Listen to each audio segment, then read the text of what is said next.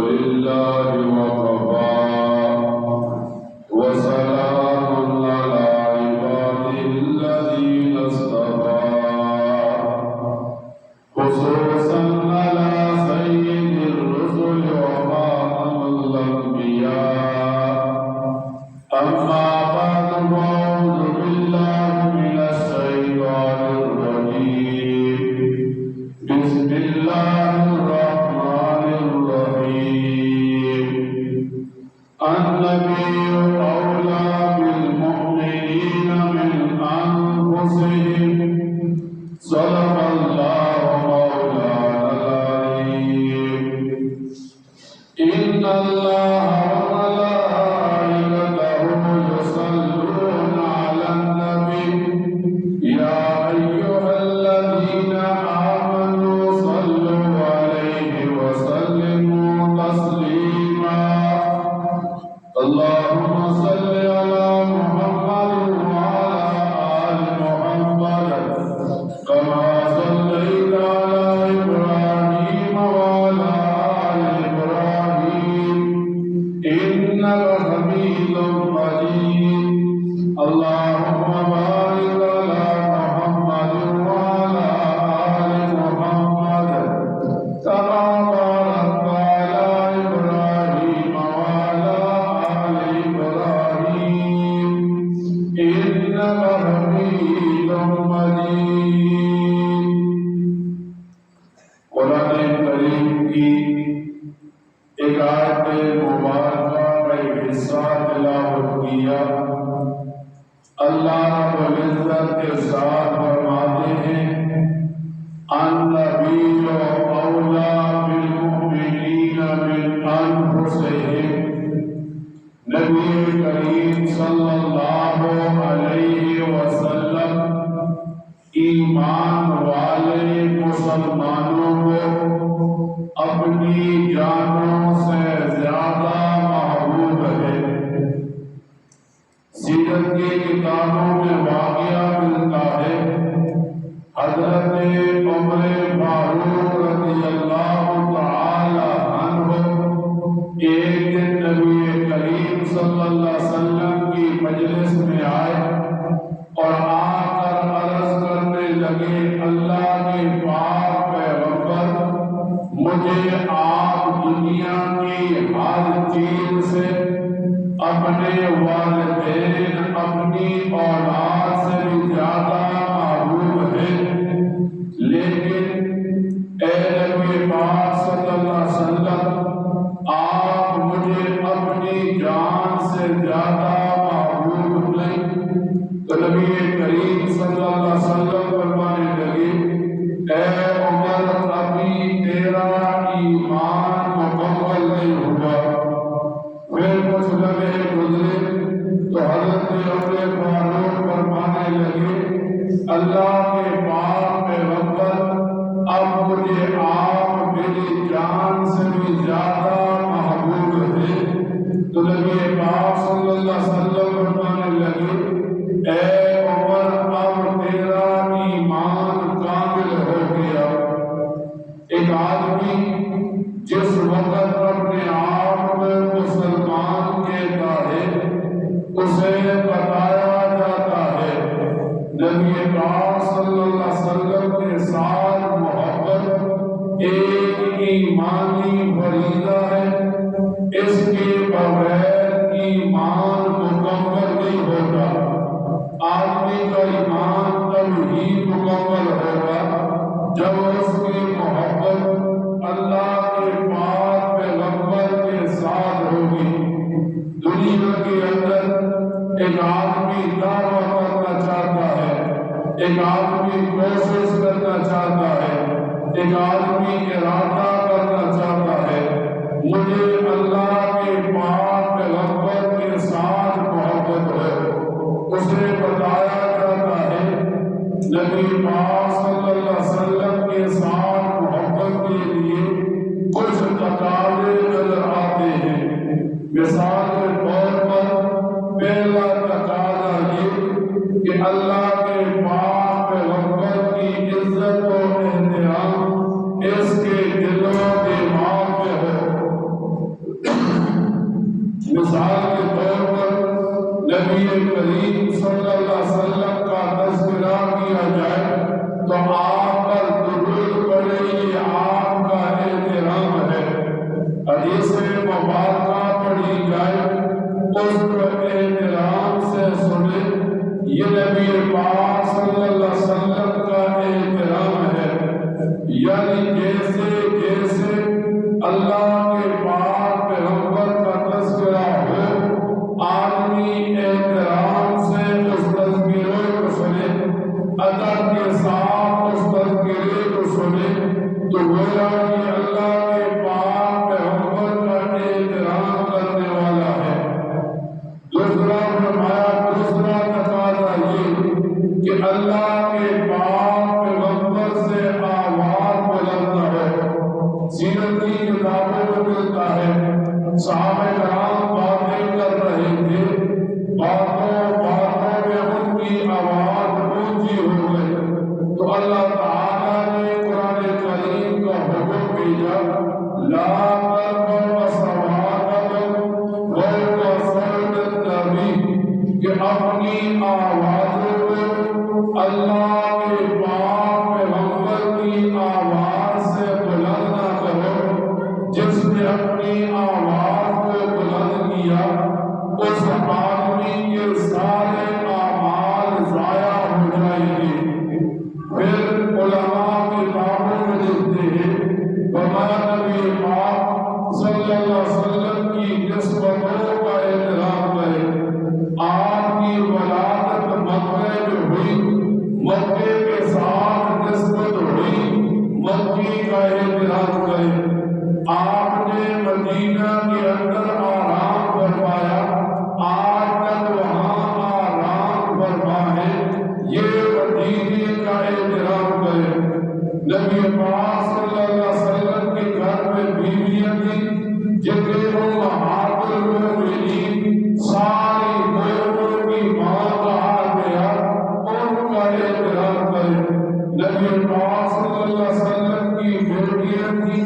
نواسے نواسیاں تھیں، آپ کے خاندان کے لوگ تھے جن کی وجہ سے آپ کی نسبتیں چلی، وما ان سب کا احترام کرے۔ جیسے جیسے یہ آدمی نبی کریم صلی اللہ علیہ وسلم کے ساتھ نسبت والی چیزوں کا احترام کرے گا، اس آدمی کے دل و دماغ میں اللہ کے پاک پیغمبر کی محبت بڑھتی چلی جائے گی۔ پھر ایک آدمی چاہتا ہے مجھے اللہ کے پاک پیغمبر کے ساتھ محبت ہے، علماء کتابوں میں لکھتے ہیں، اسے بتایا جاتا ہے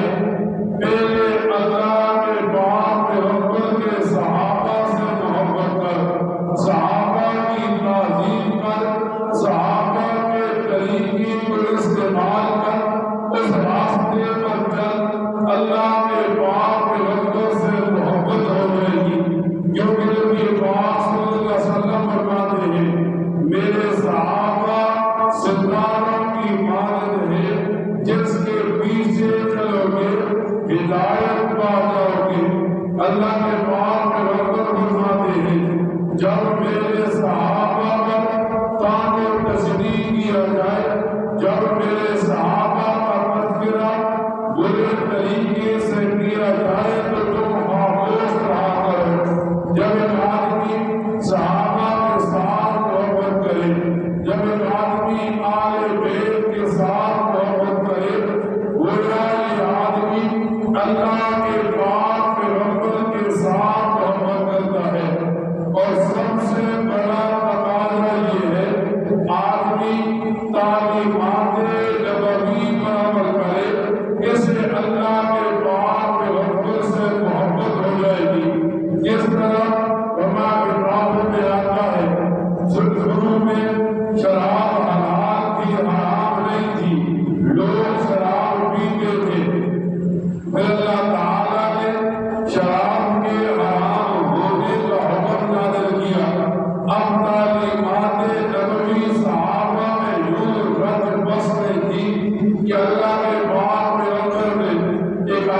صحابی کو بھیجا جاؤ گلیوں میں آواز لگاؤ کہ شراب حرام ہو گئی۔ فرماتے ہیں صحابہ کرام فرماتے ہیں جس کے منہ میں شراب تھی اس نے منہ سے تھوک دی، جس کے پاس گلاس میں برتن میں شراب تھی اس نے برتن سے پھینک دی، جس کے پاس گھر میں شراب تھی اس نے گھر سے شراب کو بہا دیا۔ اور یوں مکہ مدینہ کی گلیوں میں نالیوں میں شراب یوں بہ رہی تھی جیسے پانی بہتا ہے۔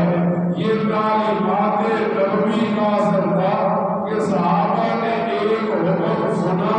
پوچھا بھی نہیں بلکہ عمل کرنے کے لیے تیار ہو گئے۔ یہاں تک نہیں تعلیمات نبوی کو تھی۔ حضرت عبداللہ ابن مسعود مسجد میں آ رہے ہیں، اللہ کے پاک پیغمبر مسجد کے نمازیوں کو حکم دیتے ہیں بیٹھ جاؤ۔ عبداللہ ابن مسعود ابھی مسجد سے باہر ہے، چپلوں کی جگہ پر ہے، دھوپ کے اندر ہے، بیٹھ گئے۔ اب دھوپ لگ رہی ہے، ایک صحابی پوچھتا ہے عبداللہ ابن مسعود تو یہاں کیوں بیٹھ گیا؟ تو حضرت عبداللہ ابن مسعود فرمانے لگے اللہ کے پاک پیغمبر کا حکم آیا۔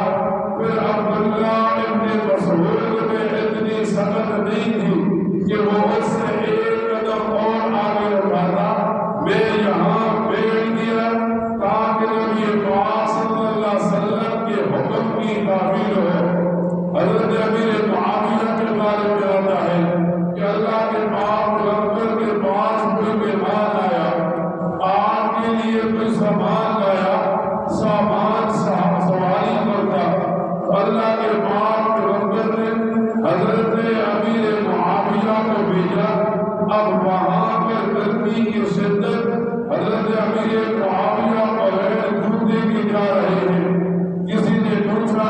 اے امیر معاویہ ننگے پاؤں جا رہا ہے،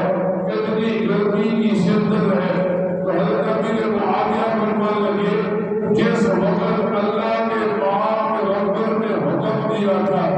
پھر میں نے سوچا اگر میں جوتا پہنوں کہیں نافرمانی نہ ہو جائے، اس لیے میں بغیر جوتے کے چل پڑا۔ یعنی اللہ کے پاک پیغمبر جس وقت کوئی حکم دے مسلمان کا لازم ہے اس حکم کی تعمیل کرنا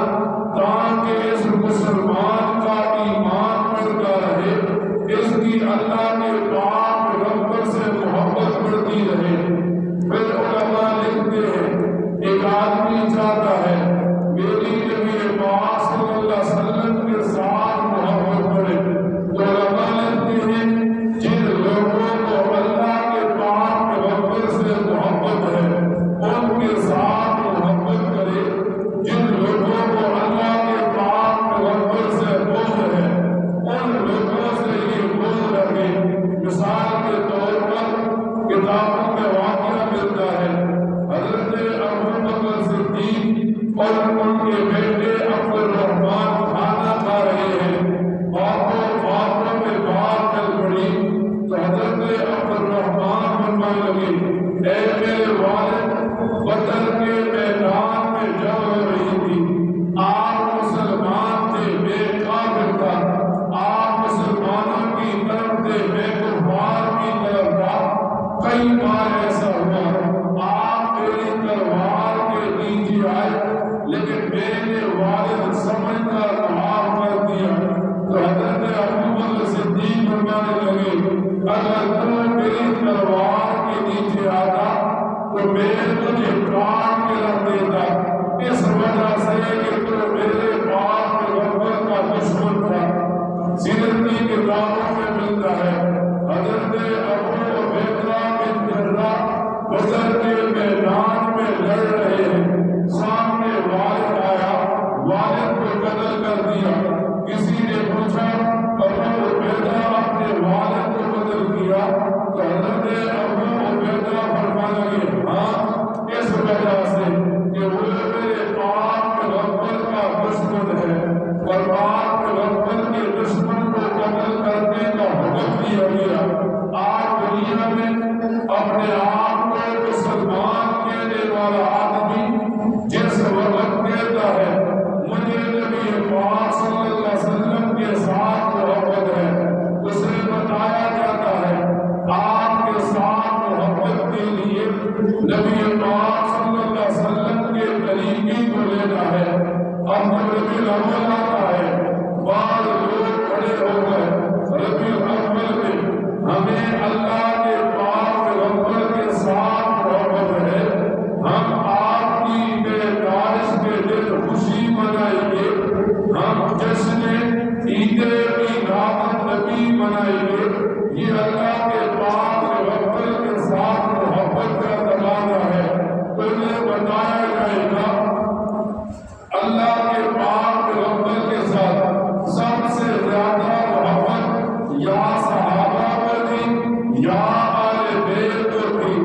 اگر کوئی چاہتا ہے تو یہ اللہ کے پاک پیغمبر کے ساتھ محبت مل جائے تو اس طریقے کو لے لیں جس پر صحابہ چلے، جس پر آل بیت چلے۔ لیکن ایک آدمی سارا سال نماز پڑھے، سارا سال شریعت کے احکامات سے بھاگے اور ربیع الاول کا مہینہ پالے، چند جھنڈیاں گھر میں لگا لے، چند جھنڈیاں راستوں میں چوکوں میں لگا کر مسلمان کو تکلیف دے کر نماز جیسے فریضے کو دکار کر دور پھینک کر پھر اس کے رسالت کے دعوے کرے تو ہم کہیں گے تیرا یہ دعویٰ یوں جھوٹ نظر آتا ہے کہ اللہ کے پاک پیغمبر دنیا سے جانے کا وقت قریب ہے، کھڑے نہیں ہو سکتے، بیٹھ نہیں سکتے، بیماری کی یہ حالت ہے، لیکن آپ نے اس وقت بھی دو صحابہ کے کندھے پر ہاتھ رکھ کر نماز کے لیے جانے کی کوشش کی۔ صحابہ فرماتے ہیں آپ نماز کے لیے جا رہے تھے اور آپ کے پاؤں زمین پر پھسل رہے تھے۔ آج جب آدمی ربیع الاول میں اس کے نبی کا دعویٰ کرے